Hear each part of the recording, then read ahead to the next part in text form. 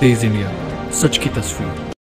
निकाय चुनाव 3 महीने के लिए टल जरूर गए हैं, लेकिन निकाय चुनाव के लिए राजनीतिक दल, उनके स्थानीय नेता हर छोटी बड़ी समस्याओं को लेकर अब धरना आंदोलन कर अपनी छवि जनता में काबिज करने की कवायदों में जुट गए हैं। रतलाम में कांग्रेस ने इस बात पर धरना आंदोलन कर दिया कि निगम ने जो अतिक्रमण मुहिम चलाई है वो गलत है। दरअसल रतलाम के अर्जुन नगर में निगम ने अतिक्रमण मुहिम चलाई है, जिसमें कई मकानों को तोड़ने के लिए कवायदे जारी हैं। निगम का कहना है कि यह शासकीय भूमि पर जबरन कब्जा है, लेकिन कांग्रेस ने इस कार्रवाई का विरोध कर आरोप लगाया कि 2013 में इस जमीन पर लोगों को बिजली पानी की व्यवस्था मुहैया करवाई गई और अब उसी जगह पर उन्हीं लोगों को अवैध कब्जेदारी बताकर हटाया जा रहा है, जो गलत है। कांग्रेस ने इस मामले में उचित न्याय गरीबों को नहीं दिए जाने पर उग्र आंदोलन की चेतावनी भी दी है। कल जिला प्रशासन और नगर निगम द्वारा सुभाष नगर अर्जुन नगर झुग्गी बस्ती में जाकर वहाँ पर रहवासियों को हटाने का प्रयास किया गया, जमीन की नब्ती की गई। उस संदर्भ में हम झुग्गी वासियों को लेकर यहाँ पर विरोध मौन प्रदर्शन गांधी प्रतिमा पर कर रहे हैं। जैसा कि आपको विदित है कि वहाँ पर एक नगर सुधार न्यास की आवासीय योजना पूर्व में अर्जुन नगर के नाम से की गई थी, लेकिन चूंकि डूब क्षेत्र में आने के कारण वहाँ के सभी भूखंडों को निरस्त कर जमीन पुनः प्रशासन को सौंप दी गई थी। और उस जमीन पर वर्ष 2000 में तत्कालीन जिला प्रशासन द्वारा इस पोलो ग्राउंड सुभाष नगर फ्रीगंज के जो झुग्गी क्षेत्र हैं उनको शहर को झुग्गी मुक्त करने के हिसाब से उनको वहाँ पर बसाया गया था।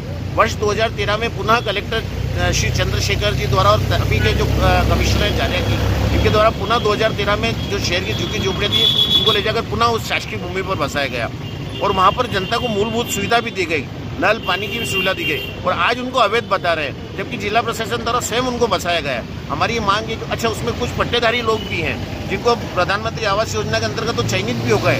मेरा कहना है ऐसे निवेदन में गरीब व्यक्तियों के साथ अगर इस प्रकार का प्रशासन अगर मजाक करता है तो उसका कांग्रेस विरोध करेगी। उसी विरोध स्वरूप हम आज यहाँ पर मौन धरने पर बैठे हैं और हमारी ये मांग है कि इनको तत्काल जो पट्टेधारियाँ हैं उनको पट्टे मिल गए, उनको प्रधानमंत्री आवास की किस्त दी जाए और बाकी जो शेष बचे हुए हैं इनको तत्काल पट्टे दिए जाएं और उनको किसी भी हालत में वहाँ से हटाया नहीं जाए। शासकीय भूमि पर वो लोग काबिज है। पर हमारे जो नेता है उस क्षेत्र के पार्षद हमारे भाई रजनीकांत जी व्यास है, इनके नेतृत्व में वहाँ पर क्षेत्र के सब रहवासी आज यहाँ उपस्थित हुए हैं और निश्चित तौर से ये बात मानिए कि अगली बार में बड़े स्तर पर कांग्रेस आंदोलन करेगी। तेज इंडिया, सच की तस्वीर।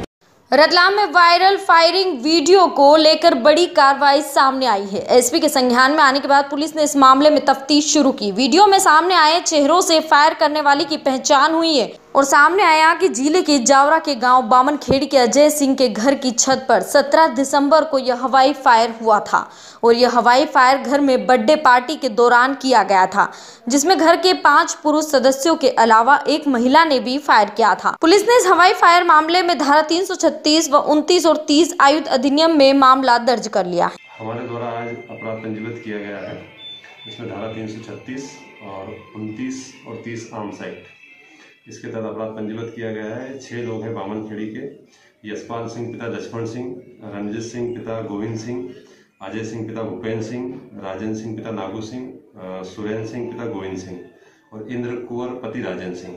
ये 6 लोगों पर अभी FIR दर्ज की है और विवेचना की जा रही है।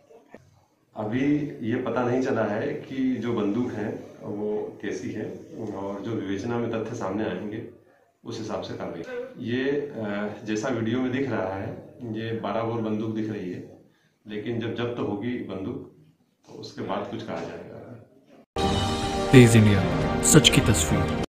अखिल भारत हिंदू महासभा के राष्ट्रीय महामंत्री देवेंद्र पांडे रतलाम पहुंचे और संगठन के कार्यकर्ताओं से चर्चा की।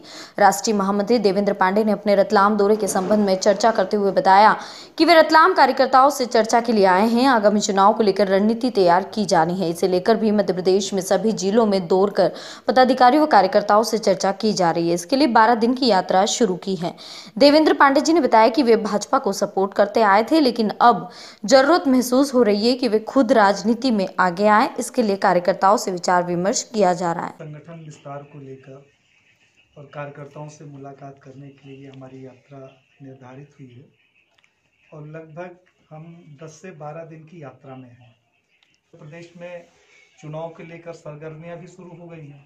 तो अभी तक हम लोग राजनीति में हिंदुत्व के नाम पर वोटों का बंटवारा नहीं करते थे।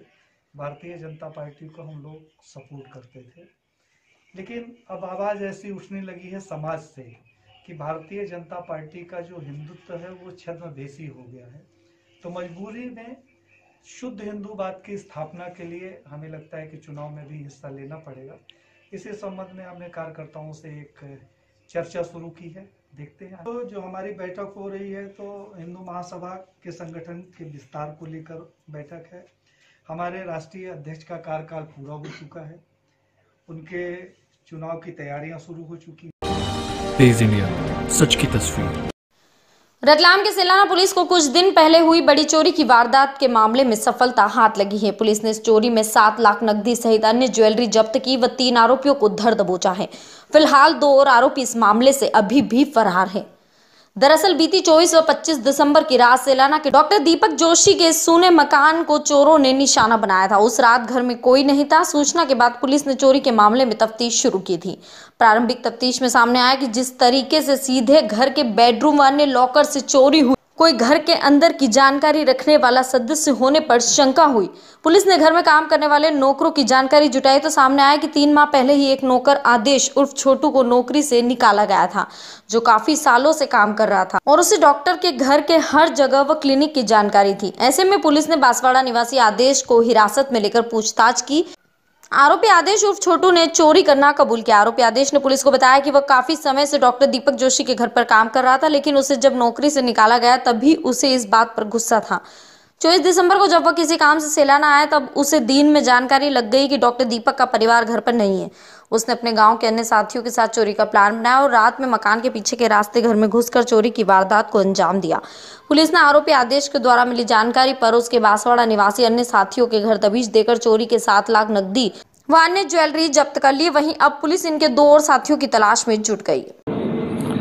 डॉक्टर साहब जोशी साहब के यहाँ जो घटना हुई थी, उस चोरी की घटना में हमने 3 आरोपियों को गिरफ्तार किया है, जिनसे माल बरामद किया गया है